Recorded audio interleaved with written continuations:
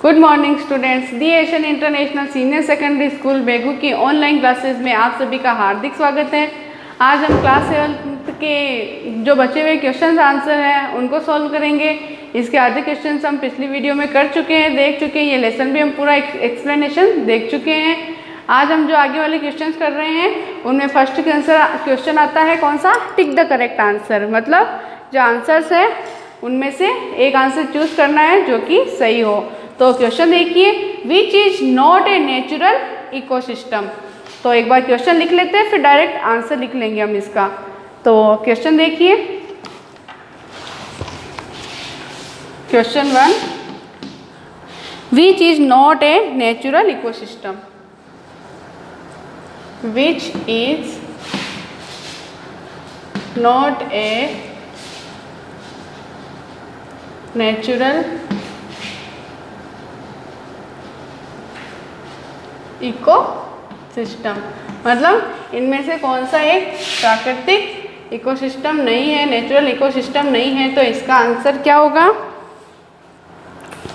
Aquarium. क्योंकि desert भी natural है, फॉरेस्ट भी क्या है, नेचुरल है। डेजर्ट रेगिस्तान नेचुरल इकोसिस्टम से रिलेटेड है, फॉरेस्ट भी है। और एक्वेरियम क्या होता है, वो ह्यूमन मेड है। मतलब हम बनाते हैं एक्वेरियम, वो फिर उसमें फिशेस को जो रखा जाता है वो एक्वेरियम होता है, तो वो नेचुरल नहीं होता। इसका आंसर कौन सा है, बी वाला है, एक्वेरियम।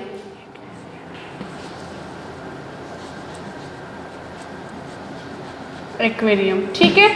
फिर नंबर 2 देखिए, टिक द करेक्ट का। विच is not A component of, which is not A component of human environment।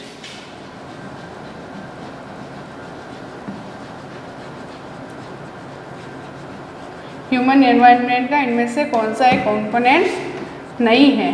तो इसका आंसर देखिए, एक आ रहा है लैंड, एक है रिलीजन, एक है कम्युनिटी। तो रिलीजन किससे रिलेटेड है, ह्यूमन से रिलेटेड है। कम्युनिटी भी किससे रिलेटेड है, ह्यूमन से। तो डिफरेंट कौन सा है इनमें से, लैंड। लैंड ह्यूमन एनवायरनमेंट का हिस्सा नहीं है। तो इसका आंसर आएगा लैंड। फिर नंबर 3 देखिए, which is a human made environment. Which is a human made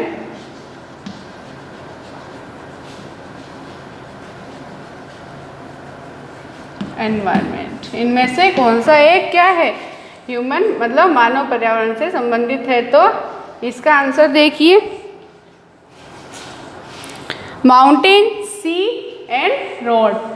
तो माउंटेन नेचुरल एनवायरनमेंट से रिलेटेड है। सी जो समुद्र है वो भी किससे, नेचुरल से, नेचर से रिलेटेड है। तो इसमें ह्यूमन मेड क्या है, जो मानव के द्वारा बनाया गया हो, वो क्या है, रोड। तो इसका करेक्ट आंसर क्या होगा, रोड। फिर नंबर 4 देखिए, which is a threat to environment. Which is a threat to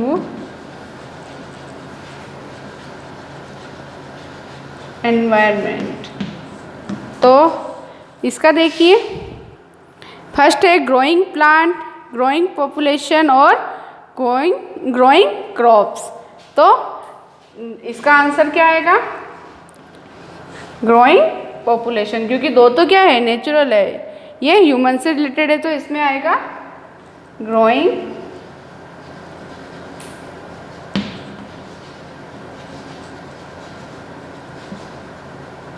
population, ठीक है। तो टिक द करेक्ट आंसर हमारे कंप्लीट हो गए हैं। अब हम देखेंगे इसका नेक्स्ट क्वेश्चन है, क्या है वो, मैच द कॉलम्स। मतलब डिफरेंटली दिए हुए हैं आंसर्स, उनको जो करेक्ट आंसर है उससे क्या करना है, हमें मैच करना है। तो इसकी हेडिंग लिख लीजिए, match the followings, match the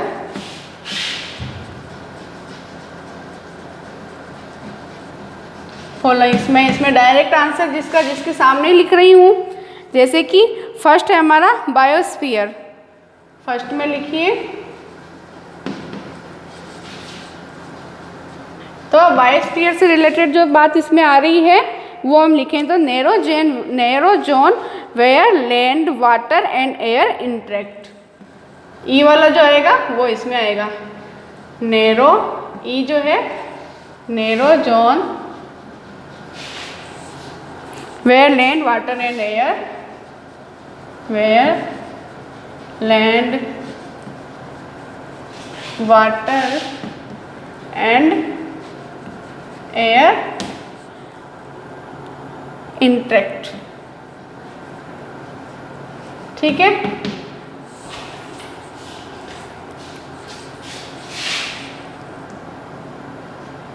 interacted. फिर बाद में सेकंड वाला देखिए, एटमॉस्फेयर, नंबर 2 है एटमॉस्फेयर से रिलेटेड क्या बात इसमें आई है। तो इसमें देखिए नंबर ए वाला जो है वो इसका आंसर आएगा, blanket of air, blanket of air which surround the earth, which surrounds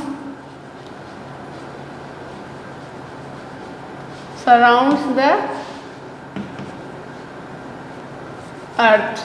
ठीक है, फिर बाद में नंबर 3 में आता है हाइड्रोस्फीयर।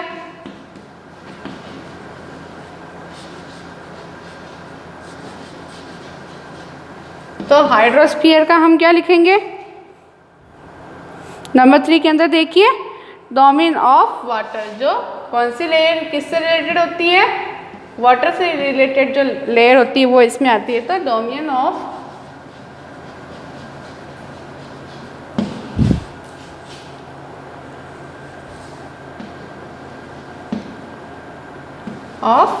वाटर। फिर बाद में सबसे लास्ट में हमारा आता है एनवायरनमेंट, नंबर 4 पे है एनवायरनमेंट। तो एनवायरनमेंट का करेक्ट आंसर क्या आएगा, नंबर डी, आवर सराउंडिंग्स। मतलब हमारे चारों तरफ का जो भी चीज़ हमारे चारों तरफ आ रही है वो हमारे किसके अंतर्गत आती है, एनवायरनमेंट के अंदर। तो इसका होगा आवर सराउंडिंग्स। ठीक है, तो मैच द फॉलोइंग आपके चारों कंप्लीट हो गए, हमने टिक द करेक्ट कर लिए हैं, मैच द फॉलोइंग्स कर लिए हैं। अब हमारे जो रीजन्स वाले क्वेश्चंस हैं, मतलब किस वजह से या किस कारण से ऐसा होता है, उससे रिलेटेड 2 क्वेश्चन आपके 2 टॉपिक दिए हुए हैं, हम उन टॉपिक को नोट डाउन करेंगे। तो पहले लिख लीजिए, गिव रीजन्स, गिव कारण बताइए ना। तो नंबर 1 में हमारा है मैन मॉडिफाइज हिज एनवायरनमेंट, मतलब मानव क्या करता है, अपने वातावरण को क्या करता है, मॉडिफाई करता है। कैसे, तो वो हमें बताना है। मैन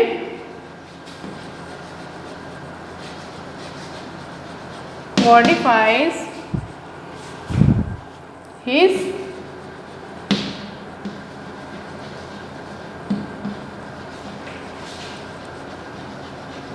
कैसे परिवर्तन करता है, वो कैसे मॉडिफाई करता है, हमें ये चीज़ इसमें लिखनी है। तो नंबर 1 का हम आंसर लिखते हैं,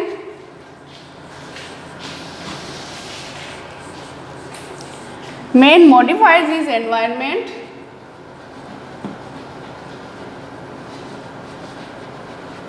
modifies his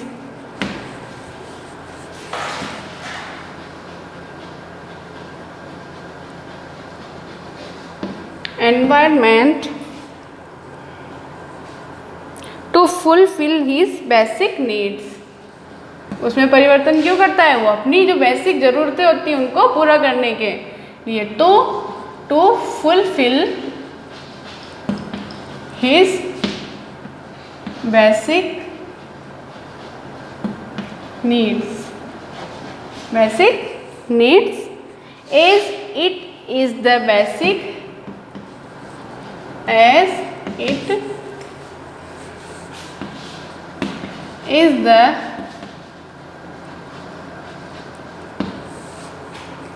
basic life support system. Life support system. He builds house to live. He builds house to live and industries to work and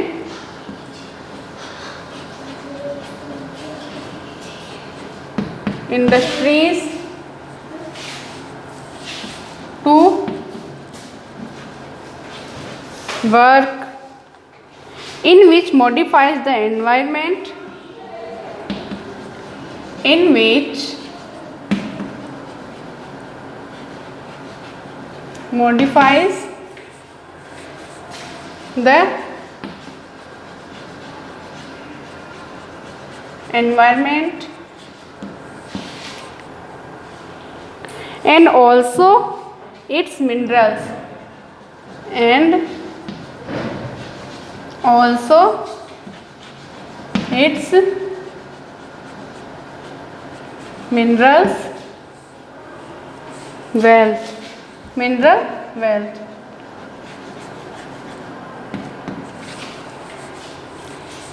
Humans have used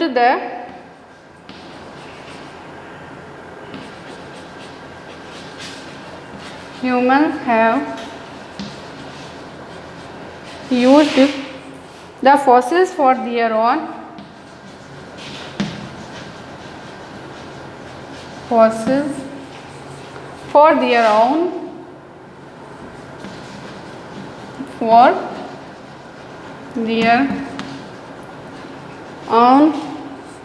development. यहाँ आएगा नहीं, इधर लिख लेते हैं development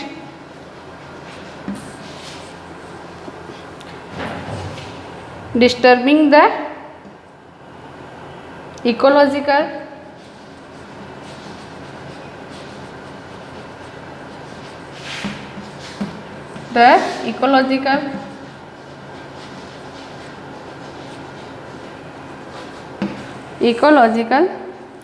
system and animal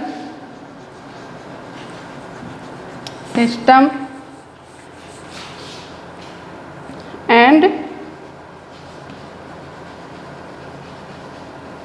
animal habitats.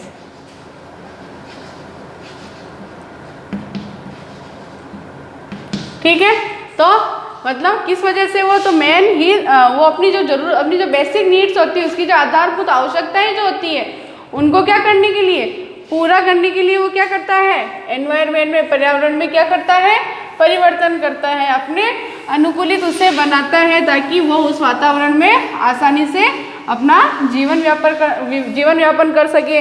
तो इसके लिए वो लाइफ सपोर्ट के लिए जो बेसिक नीड्स होती है उनको करता है, या फिर अपने काम करने के लिए इंडस्ट्रीज़ को डेवलप करता है। तो ये सारी चीज़ें किसके अंतर्गत आती हैं, इसकी नीड्स को फुलफिल करने के अंतर्गत। फिर बाद में सेकंड रीजन इसमें पूछा गया है, plants and animal depend on each other. मतलब क्या कारण है कि प्लांट्स और एनिमल्स जो होते हैं वो एक दूसरे के ऊपर क्या होते हैं, निर्भर होते हैं। तो सेकंड वाला रीजन देखिए, plants and animals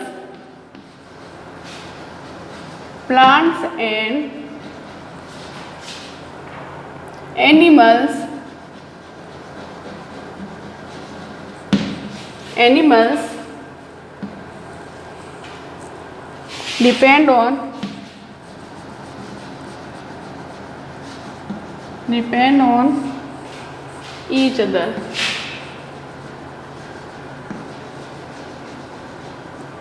Depend on each other.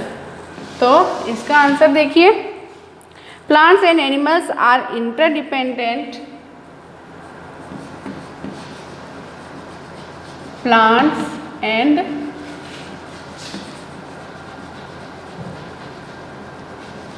animals are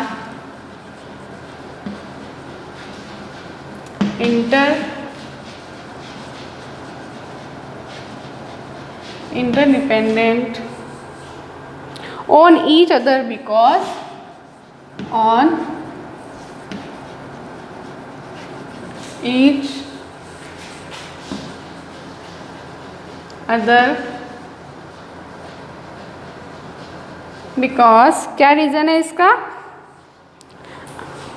plants are the producers, उत्पादन किससे होता है, प्लांट्स से। तो because plants are the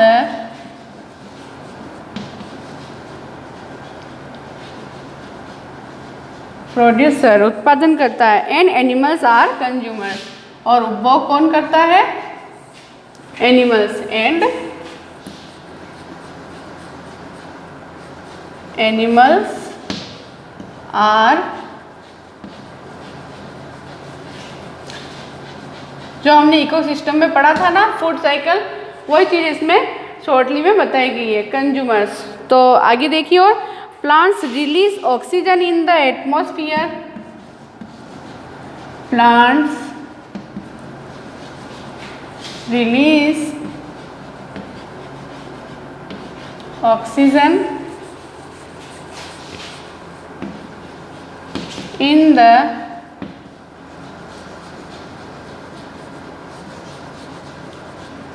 atmosphere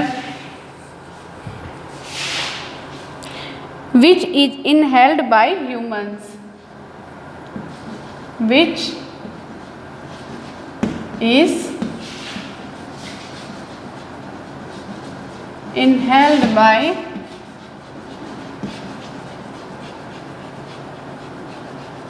humans और Excel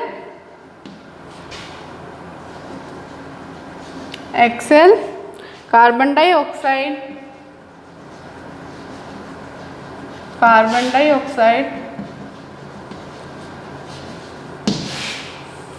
which helps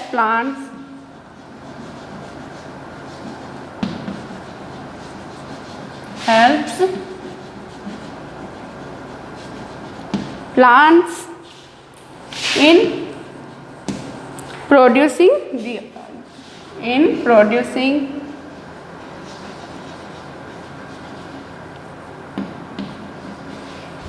their own food,